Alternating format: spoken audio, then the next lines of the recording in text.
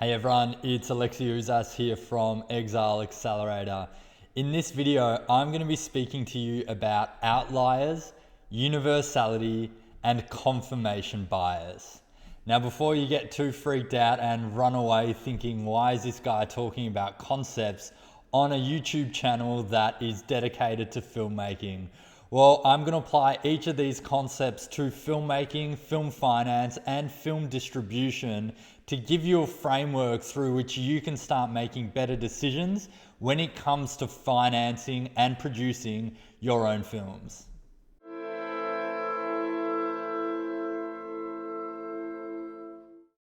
Now, before we dive in, I do want to let you know that places have opened up for our Producing Accelerator program that helps filmmakers consistently finance and produce their films.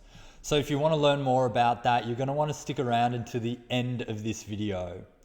And for the best filmmaking advice, subscribe to this channel and hit the bell to be notified when we post a video. Okay, so you're probably wondering what the hell these concepts have to do with filmmaking. Well, having financed, produced, and distributed films for over 5 years now, I can tell you that a lot of the major issues that filmmakers have when it comes to financing and producing their own work lie in these three concepts. So what I want to do in this video is explain these concepts to you and how they apply to filmmaking, and then give you a framework through which you can start making better decisions when it comes to financing and producing your own films. So the first one is outliers. So basically, outliers are anything that differ from or are detached from a group. And usually it's a group of data. So films that are outliers are films like Saw, The King's Speech, and Paranormal Activity. So these are films that basically outperformed films that are usually released in their genre. So even though the horror genre, for example, is an extremely lucrative genre, films like Saw and Paranormal Activity really outperform even what the majority or the average of that data usually performs at. And so those films are outliers. They are films that really sit outside, they differ from or are detached from the group of data that relates to how horror films perform. Similarly with a film like King's Speech, which is a drama that was produced on a relatively low budget when it comes to dramas that perform at this level. That's a film that if you look at the data, it really did outperform. It took in over, I think, 300 million at the global box office. It won a number of awards, including Best Picture. So when you look at that category of period drama films produced for that type of budget, it really is an outlier in that category. So that's what an outlier is. And that's the first concept that I just want to introduce you to, and I want you to understand as it applies to film. So the second concept is universality. And that is when universality is said to exist when a proposition can be universally applied to a number of different possible contexts, actually all possible contexts, without any contradiction. So I want to apply this to film. So universality that applies to film can be said when you're talking about universal themes. And touching on the horror genre again, films in the horror genre are said to have universal themes or apply universally because they tap into fears that are universal among the whole population of the earth. So that's what the notion of universality is. It's when you can take a proposition and apply it to all possible contexts, all possible variations, without any contradiction. And so the third concept that I want to touch on before I start diving deeper into the examples of this and how they apply to film is confirmation bias, which is something that we hear about a lot today, particularly with social media and the internet. And so confirmation bias is the tendency to search for, interpret and favor and recall information that confirms or supports one of your prior beliefs or values. So an example of this is when a filmmaker hears a horror story about another filmmaker's film, whether it's the way they financed it or produced it, and then basically they start to seek out information that confirms that belief. So I'm going to touch on this when I start applying all these concepts together, but for now I just want to explain in brief detail each of those three concepts. And now what I'm going to do is dive in and give you 3 or 4 examples of how these three concepts are often used together or applied together to take a filmmaker down a path that often is the incorrect path or makes them hit a wall when it comes to financing and producing their films. So example number 1. So an outlier is where a filmmaker has a bad experience with a film distributor. Now you might be asking, well, why is that an outlier? Well, it's an outlier because each year thousands, if not tens of thousands of films are distributed. So by focusing on one filmmaker or a small group of filmmakers that have bad experiences with film distributors or with sales agents, we're really only looking at the outliers. And unfortunately, we hear about outliers because usually they represent the bad stories, the extremely bad stories or the extremely good stories. And so we hear about those stories and we don't hear about all the stories that really represent what the majority of filmmakers are going through, which is that, films are distributed in the thousands, if not tens of thousands, like I said, with success and without too much issue with distributors. So that's the outlier. Then what happens is a filmmaker takes that outlier and then applies it universally. So what happens there is that a filmmaker will then create the notion that, or the proposition that all film distributors and all film sales agents are bad.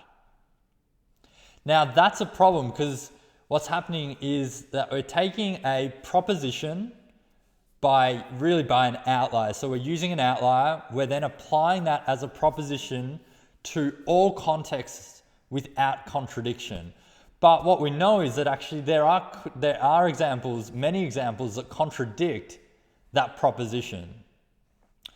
Then what happens, unfortunately, is once the filmmaker has applied that outlier universally, they then start experiencing confirmation bias because they go out there and they tend to search for or look for other examples of filmmakers that have had bad examples with film distributors. What happens though is that this creates a framework within the filmmaker's mind that is flawed and is incorrect. And so what it does is it does neglect the fact that each year thousands, if not tens of thousands, of films are made without any issue when it comes to film distribution. So this is something that I experience when I'm speaking to filmmakers. When we start speaking about film distribution and attaching a sales agent to a project, usually before even a film is produced, they will kind of hit this wall because in their mind, they've heard all these horror stories, they've applied these horror stories universally, and they don't want to work with a film distributor or a film sales agent. And that becomes a real roadblock, and that can affect a film's ability to get financed because having a film distributor or a film sales agent on board before you finance a film is important because they can make up some of the finance plan. Like they can bring money into the project before you make the film. So that's my first example. The second example that I want to give you is an outlier that makes a lot of money at the box office. So going back to the example of those horror films like Paranormal Activity and Saw. So those are outliers as we've discussed. So those are films that made hundreds of millions of dollars at the box office, of course even more on home entertainment, and they were made on relatively small, if not micro budget production budgets. So what will happen is a filmmaker, when they're looking at how their film might perform at the box office, they will look at the outliers. So they'll look at the paranormal activities and the Saws of this world, and they will apply that performance of those films universally to all horror films. So they will come up with a proposition that all horror films perform extremely well, and they'll apply those results to justify a high production budget. So what that means in practice is when a filmmaker is creating projections for their project, they will look at those outliers, they will look at similar films that then perform as well as those outliers, and they will apply that to the entire horror genre. And then when they're coming up with projections for their film, they will actually use those figures to justify making a film on an even higher production budget. Because if you're showing results in the hundreds of millions in terms of box office, well then of course you can justify making a horror film for $1 million or $2 million or even $5 million. Because the returns still look so good when you're using those outliers. So what's happened is the filmmakers have used confirmation bias to go out there and find other high performing films in that genre, and they've then applied that to the entire genre. But what's happened here is that the filmmakers have neglected to look at any worst case scenarios. They've neglected to look at what the downside could be on a horror film that doesn't perform well. And they've certainly neglected to look at the horror genre as a whole, as opposed to just looking at those particular outliers. So what this does is it skews a filmmaker's expectations when it comes to the production budget, the level of finance that they think that they could and should raise for a particular film in that genre. And this applies not just to the horror genre, it can apply to drama films. So taking again outliers like The King's Speech and applying other similar films to their projections, and then justifying that as a reason why they should be able to raise a higher production budget for their project. So that's a second example where these three concepts can come in and create real issues for a filmmaker. So a third example that I want to give you is an outlier where it takes a very long time to develop, finance, and produce a film. So for example, a film like Platoon took over 10 years to finance and produce, and it was an extremely successful film. So by looking at this outlier, a lot of filmmakers, when they're speaking to me, come up with the proposition that it takes films, a long time, 5 to 10 years to develop and finance, and that story, that outlier can then be universally applied to all films. So this is a real problem because it creates a real lack of urgency when it comes to financing, developing, and then getting films into production. Because if a filmmaker looks at that outlier and then applies that universally to all films, and then it starts experiencing confirmation bias when they're looking at different projects that, again, took a long time to finance, took a long time to develop, took a long time to get into production, then this creates another skewed kind of framework where in the filmmaker's mind, all films take a long time to finance, develop, and produce, and that's just part of the process. And then they accept that as a truth, rather than looking at the industry as a whole and looking at, particularly today where content is in such high demand, the fact that films are made consistently over in really short periods of time, because for the industry to exist and to continue to exist, it needs to have a high output of content. And so again, the filmmaker has looked at those outliers, has then found similar outliers and then applied those as a universal truth, and then unfortunately has used that as a reason to justify why films can take so long to finance, to develop, and to produce. And I'm just looking at my examples here. So the fourth and final example that I want to give you is when filmmakers come to me and they say that films don't make money, so how can I take investment, private investment for a film? So what usually happens here again is a filmmaker has heard of a horror story where a filmmaker raised a bunch of money and usually private equity, and they weren't able to pay that money back. So that is an outlier, and it's an outlier because, of course, not all films are unable to generate a profit or a return for investors.